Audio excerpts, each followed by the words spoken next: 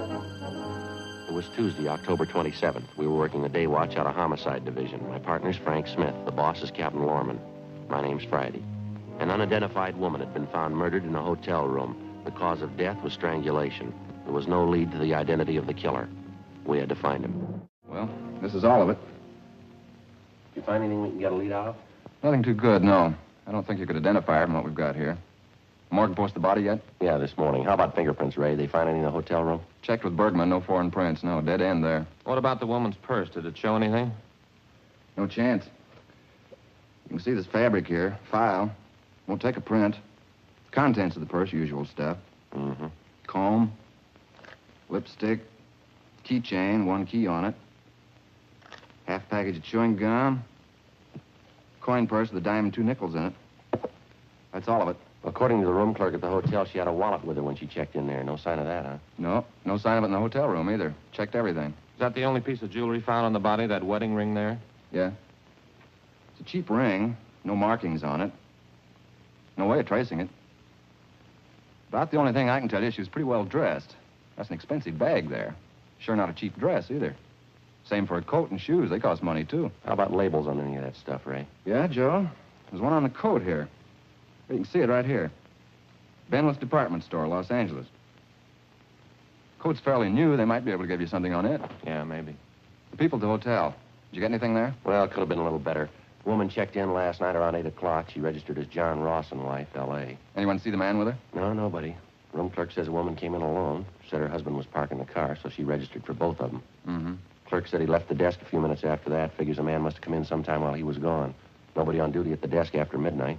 Could have left the hotel at any time after that without being seen. She registered at 8 p.m. Coroner said she died about 10:30. You're not even sure there was a man with her, are you? Yeah, the woman who was next door to the murder room. She told us she heard a man and woman arguing. That was about 10 o'clock. Said it got pretty loud. No idea who the woman really was, huh?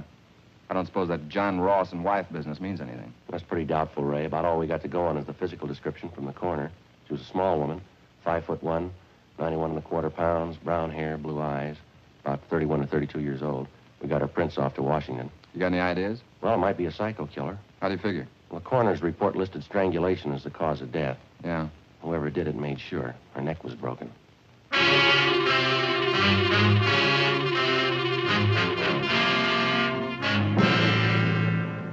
At approximately 6 o'clock that morning, in a second-floor room of a downtown hotel, the body of an unidentified woman was found murdered.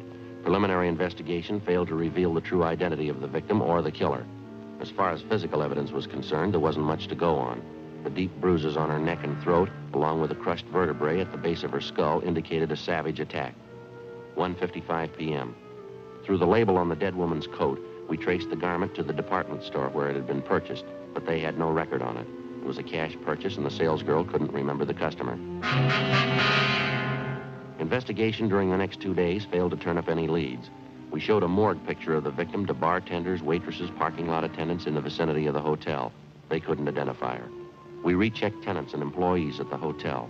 It got us nothing. Thursday, 5:48 p.m. Sure got me stopped. 2 days of legwork and we're in no place. Well, we might be in better shape when we get that kickback from Washington. Sure hope so. The victim was a nice-looking woman, well-dressed, nice clothes. How come she'd stay in a cheap hotel in a neighborhood like that? Doesn't jive for my money. Well, it's hard to say. Excuse me. Yes, sir. Can we help you? Well, I don't know. I guess that just depends. I'm waiting to see a couple of detectives here. Well, who'd you want to see? A couple of detectives. Who are they? Well, this is pretty confidential, you know. I have to talk to them myself. They told me to see Friday and Smith. Frank Friday and Joe Smith. Detectives, they're handling the case. Well, yes, sir. I'm Joe Friday. This is my partner, Frank Smith. What can we do for you? Well, Fred, they say that you're working on that murder case, that woman who was found in the hotel? Yes, sir. That's right. Mm-hmm. Could I see your badges? Yes, sir. Here. That looks authentic. There's my ID card. May I? Yeah. Nice likeness. Typo. Good blood. Now, I've been reading about that murder in the papers. You're going to thank me for this. I got all you want to know about that murder. You mind telling us your name, sir? I don't mind. L.P. Morgan. I was a good friend of hers, you know. Used to work with her. You mean the dead woman? Same one. Never forget a face. Maud McLeod. I saw that picture in the paper, and I said to myself, there's old Maud. You pretty sure of that, are you, Mr. Morgan? Sure, I'm sure. Maud McLeod. We used to work together in the circus. Maud was a bareback girl, you know. Best in the country. Real trooper. Well, now, what makes you so sure it's the same woman, Mr. Morgan? When was the last time you saw this friend of yours, this Maud McLeod? Well, I used to see her all the time. Worked the old cells floater together. I got a picture of her. Do you mind if we take a look at it? Well, that's why I came down here. I want to help out. She's got to be identified. See, I got it here somewhere. I know. Oh, sure. Carson City.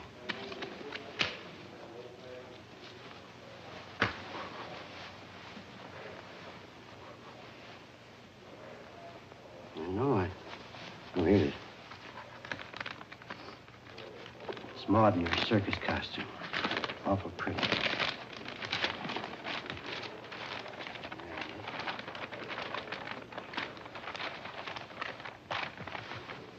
Take a look at that. That's Maud, ain't it? Well, I don't know, sir. This is a drawing. There doesn't seem to be much resemblance there. Is that right? I'm afraid you've made a mistake, Mr. Morgan. Thanks for your cooperation, anyway. Appreciate you coming in. I was sure it was Maud.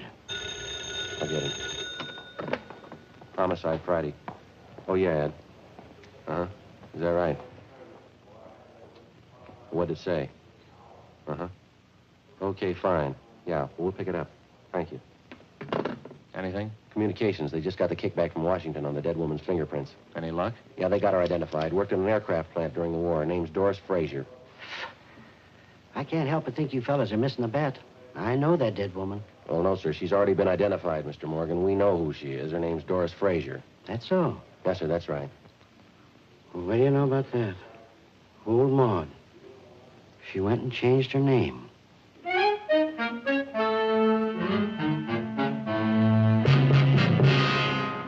Thursday, 6:35 p.m. Frank and I went down the hall to communications and got a copy of the kickback from Washington. The murder victim was identified as Doris Allen Frazier. She applied for a position as a typist at the Eagle Aircraft Plant in Burbank in 1942. Next morning, we checked the personnel office at the plant, and we found that Doris Frazier had been employed as a typist from 1942 to 1944. In going over her application, we found her last known address listed as 7346 Oakdale Avenue. Her application stated she was single, with no previous employment, with no known relatives. We could uncover no further information on the girl. We drove across town to the Oakdale Avenue address, a large apartment building in a better-than-average neighborhood. The manager told us that Doris Frazier had lived there up to 18 months before. He said that a few weeks before she moved, she was married, but he was unable to remember the name of her husband. The manager also told us that the newly married couple apparently began having trouble from the day they were married. We checked the next forwarding address, a boarding house for women in the southwest end of the city. Frank and I interviewed the woman in charge, a Mrs. Frances Watson. We talked to her in the dining room of the boarding house, where she was polishing a set of silverware. Well, of course, when she first came here, we didn't know it, but she was married.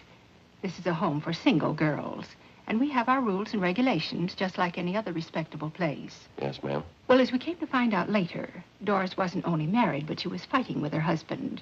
I understand he wasn't much at all. She was thinking of getting a divorce, as a matter of fact. Did you ever meet her husband, Mrs. Watson? No, I never did. I suppose it's just as well I didn't. I understand that Doris left him after they'd been married only a few months. Uh-huh. Do you know what his name is, ma'am? No, I have no idea. Doris always used her maiden name when she was with me. And you never saw the man, Mrs. Watson? He never came to the house here? No, I didn't say I never saw him. I said I didn't meet him. Yes, there was once when he came to the house to see Doris. Well, what was the occasion? Would you mind telling us about it? Well, it was most unpleasant, I can tell you that. Let me see now. Yes, Doris had been here about 6 months. Even by that time, I was beginning to see the real side of the girl. No character, officer. No character at all. It shows up every time. Yes, ma'am. Would you go on, please? Well, as I was saying, it was after about 6 months when this man brought Doris home late one night. About 1:45, I'd say. Upset the whole house. Well, how was that, ma'am? The two of them, this man and Doris, they stood right out in the hall there. They had a terrible quarrel. The language, it was dreadful. At the top of their lungs, too. My husband went out to quiet them down, but the man left before he had a chance to calm him down. Upset the whole house. Mm-hmm. This man that the Fraser woman was arguing with, you sure it was her husband? Well, as sure as I can be. That's what Doris told me, anyway, the day after. I called her in and told her I just couldn't tolerate behavior like that. It upset her quite a bit, I remember. She cried, said it wouldn't happen again. That's when she told me she was trying to get a divorce. Was that what the big argument was about, would you know? Yes, she said she wanted the divorce. Her husband didn't. He wanted her back with him. Certainly is sad the way some people mix up their lives. Yes, ma'am. By any chance, did you ever get a good look at this man, the husband, I mean? Well, he was tall and had dark hair. That's about all I remember. He was well-dressed, too. I see. When Doris Fraser left here, Mrs. Watson, did she leave any forwarding address with you? No, she didn't. I haven't any idea where she moved. What kind of work was she doing while she was living here? Do you have any idea where she was employed? Yes, that was one of the references she gave me. Furniture company down on Venice Boulevard, if I remember correctly. I have the address in my record book. Certainly is unfortunate, the whole thing. Yes, ma'am, it is. I even tried to talk to her before she left. Sat her down and talked to her for a whole afternoon. Guess it was just a waste of time. Well, how's that, ma'am? The trouble with her husband, terrible thing. He seemed to treat her so badly.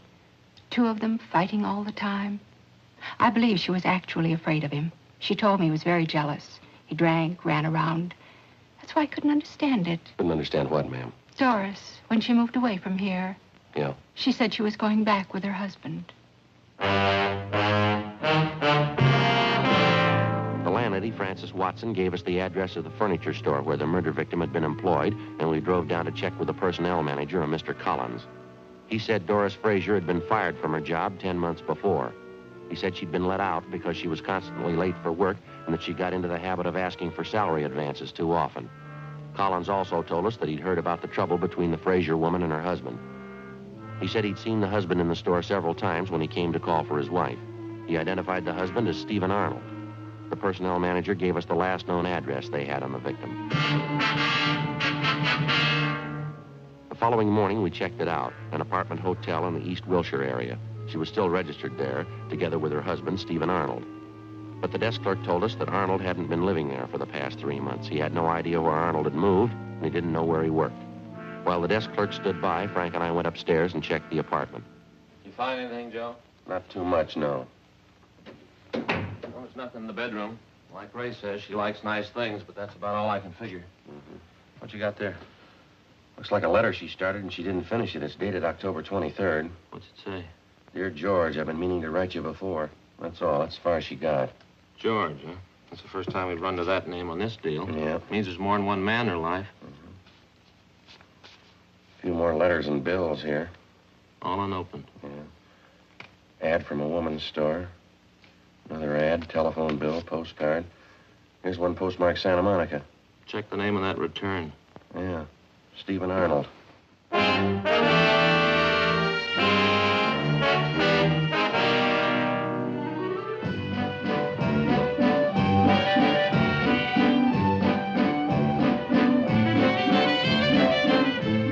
12:35 p.m. We called the office and checked Stephen Arnold through R&I. He had no criminal record. The return address, which he'd listed on the envelope of the letter to his wife, was 10826 Pacific Front Boulevard. We located it on the beach just below Santa Monica. It was a small dart concession owned and operated by the dead woman's husband. No, I haven't seen Doris for a couple of months anyway. Why? Understand you had an apartment with your wife in the East Wilshire neighborhood. That right, Mr. Arnold? Yeah, that's right. You mind telling us why you left? No, I don't mind. I wanted to move closer to my work, that's all. That place was way too far out. How is it your wife didn't move out with you, sir? She wanted to stay close to town. She doesn't care much for the beach. Bad for her sinus. Did you have an argument with your wife, Arnold? Some kind of a disagreement? Is that one of the reasons you moved? Yeah, you might call it that. We're getting a divorce. Is that so? Yeah. It was the best thing all the way around. It's been nothing but fighting and scrapping all last year anyway. We decided to call it quits. Say, would you excuse me a minute? I got some cold drinks in this cooler here. Would either of you like a cool drink? No, thanks. Are you getting the divorce from your wife, Arnold? Yeah, that's right. I'm divorcing her. Why'd you want to know? You remember that last time you saw your wife, the exact date, I mean? No, I don't think I remember that. Been at least 3 months, I'll say that much. You spend most of your time down here at the beach, Mr. Arnold? Yeah, that's right. I get in town a couple of times a month. Sure you wouldn't like a cold drink? No, thank you. I'll have one myself, if you don't mind. This water sure keeps it nice and cool. Yes, sir. How about last Tuesday night? Were you in town that night? No. Last time was 2 or 3 weeks ago, anyway. Went in to see a show. I was working here last Tuesday night. Work here every night except Monday. That's the only night I'm closed up. Mm-hmm. Is there anyone who can vouch for that? I don't think I get this. Why do you want to know? Well, is there anybody who can vouch for you? Sure. Half a dozen people, anyway. The fellow who runs the place next door. The guys in the rest of the stalls up and down the way here. They can all vouch for me. I worked here till 1 a.m., same as usual. Just a minute. Hey, Vic. Vic. Yeah, Steve? Come on over here a moment, will you? These fellas are detectives, Vic. I guess it's something about a jam my wife got herself into. They want to know where I was last Tuesday night. Yeah? They want somebody to vouch for me. Sure. Did you see Arnold last Tuesday night? I was working next door. Steve was here all night. Saturday, October 31st, 2 p.m. Frank and I checked with a dozen different concession operators in the neighborhood of Stephen Arnold's place. They all corroborated the fact that on the night his wife had met her death in a downtown hotel, Arnold had been working at his stand until 1 a.m. Despite all the previous indications that he might have been responsible for the murder of his wife, we had to eliminate him as a possible suspect. 2:20 p.m. On the way back into town, we stopped by the apartment hotel where Doris Frazier was living at the time of her murder. After checking further with tenants and with the help in the building, we found out that the victim had been in the habit of eating most of her meals at restaurants in the immediate neighborhood. After some 2 hours and 6 restaurants later, we found a small coffee shop 4 blocks from the apartment building where one of the waitresses identified Doris Frazier's picture. Yeah, that's her, officer. Terrible picture, though. She looks so much older. About how often would you say Miss Frazier came in here, ma'am? Oh, 3 or 4 times a week, I'd say. The bus stop is right out there on the corner. She'd usually have breakfast and then grab the bus and go to work. Some nights coming home from work, she'd stop here for dinner. Nice girl. Quiet. Did you get to know her at all, miss? I mean, do you happen to know any of her friends in the neighborhood? No, as I say, she was a quiet person, not very talkative. Usually read while she was eating. A magazine or a book. Did she ever come in here with anyone else, would you know? Oh, yes, quite a few times. She seemed to have the boyfriends. Of course, she was attractive. Small, you know, but real cute looking. Mm-hmm. Do you happen to know any of these men? No, I'm sorry, I don't. Any one of them in particular that she came in with very often? Let's see. I think there was one. It was dark, well-dressed, kind of tall, good-looking. They usually came in together for breakfast. How long ago was this, miss? Would you recall? Oh, I'd say up till a couple of weeks ago. I usually waited on them in the morning. That's how I happen to remember. I see. Did you ever happen to hear this man's name? Let me see. George. I think that was it, yeah. Would you happen to know if he lives in the neighborhood? No, I'm sorry, I don't. Has this man been in here during the past week, do you know? Yes, he has. He came in for breakfast. What day was that? This morning. Before we left the coffee shop, we questioned the cashier who came up with the information that the man known as George usually left his car parked at the service station across the street. We left our card and asked the cashier to call us in case the suspect returned. At the service station, they also remembered the man known as George, but they told us that he hadn't been in for the past 2 weeks. They'd done some work on his car for him in the past, so they had a record of his license number. We called our DMV and found that the car was registered to a Carl Lucy in East Hollywood. 4:30 p.m. We drove out and interviewed Lucy at his home, but he came nowhere near the description of the suspect. He told us that he had purchased the car 6 weeks before from a man known as George Crane. He described Crane as tall, dark, and well-dressed. From the bill of sale, we got Crane's address, a motel on East Manchester. The manager there told us that George Crane had moved a week before. He said that Crane had left no forwarding address, but he did remember where he worked. He gave us the name of the aircraft company in the San Fernando Valley. We called their personnel office, but they were closed for the day.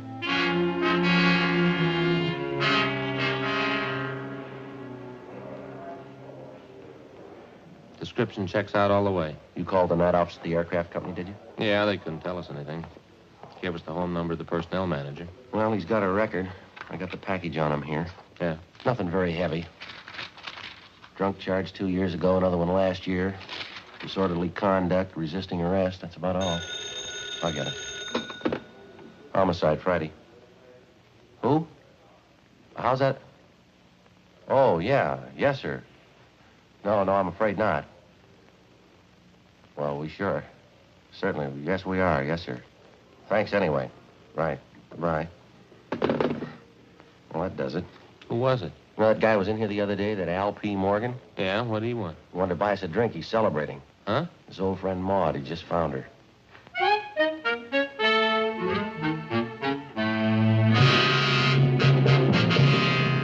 Sunday, November 1st, 8 a.m. We got in touch with the manager of the personnel department of the aircraft company at his home. He said that he'd checked the files for us. 8:42 a.m. He called back to tell us that George Crane was employed as a maintenance man in the electrical department, that he'd been working for the company for the past 5 years, and that he had a good employment record. He told us he was on the day shift, and that he was scheduled to report for work in the generator room at 8 o'clock that morning.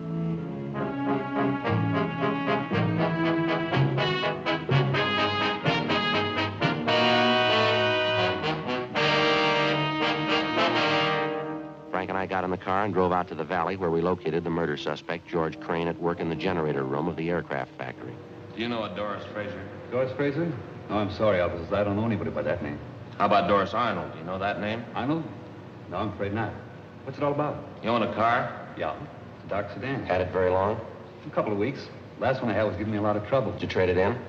No, I sold it to a private party. Fell out in Hollywood. How about this picture? Know her? Well, it doesn't look like anybody I know. Am I supposed to? You should, yeah. I don't follow you. You spent any time around the East Wilshire district, Crane? East Wilshire? No, I've probably been over there a couple of times. Not lately, though. How about the coffee shop on the corner of Gramercy and Marengo? Ever been in there? Not that I remember, no. Well, a waitress in that coffee shop, and the cashier, too, say they got a pretty regular customer, and he fits your description exactly. You sure you never been in there? Well, I'm not positive. I wouldn't swear I'd never been in the place. What's the difference, anyway? How about the service station across the street from the coffee shop? You ever park your car there? They ever do any work on it for you? Oh, say, I better know the place you're talking about. Yeah, I've been by there a few times, sure. It's a good station. Done a lot of good jobs on my car for me. Yeah, I remember it now. Then I guess you remember the coffee shop. Crane? Yeah, I think I do now. Right across the street from the station? Yeah, that's right.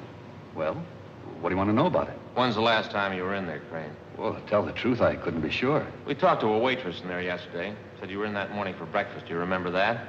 She's way off her track on that one, I can tell you that. I wasn't near the place yesterday morning. The cashier remembers you, too. She says you were in. Now, how about it, Crane? Look, what difference does it make? What's this thing all about anyway? You want to take another look at that picture? I told you once, I don't know the woman. I never saw her before in my life. Why don't you give it some thought? Huh? You remembered East Wilshire, you remembered the service station, you finally remembered the coffee shop. Maybe you can remember her, too, huh? I don't know her. I never saw her in my life. The waitress in the place says you were in there quite a few times with the woman. Usually came in for breakfast. And you stopped going there about 2 weeks ago. I don't know her. What's the matter, Crane? You figure you got something to hide? I don't know what you're talking about. I don't know her. What do you figure she's got to do with me anyway? We checked her apartment, mister. We found a letter she was writing to you. You ready to tell us? Well, what's a letter? That doesn't mean anything. Can't prove anything by a letter. What are you thinking anyway? We think you're lying, Crane. We think you got a reason for it. Now, what do you say? Doesn't prove anything. Maybe I knew her. It doesn't mean anything at all. We think it does. Yeah? We think you killed her. The way it looks to you? That's the way it looks. I don't think you can prove it. We're going to try. Now, how about it? Will it go any easier for me if I admit it? That's not up to us.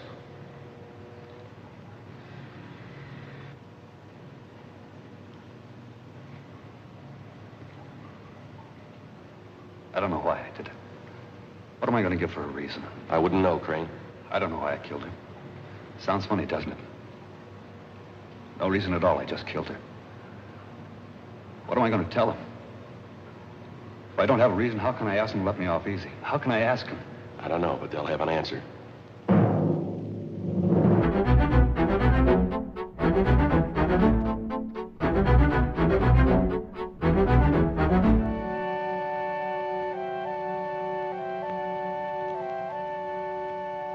February 8th, trial was held in Department 89, Superior Court of the State of California, in and for the County of Los Angeles. In a moment, the results of that trial.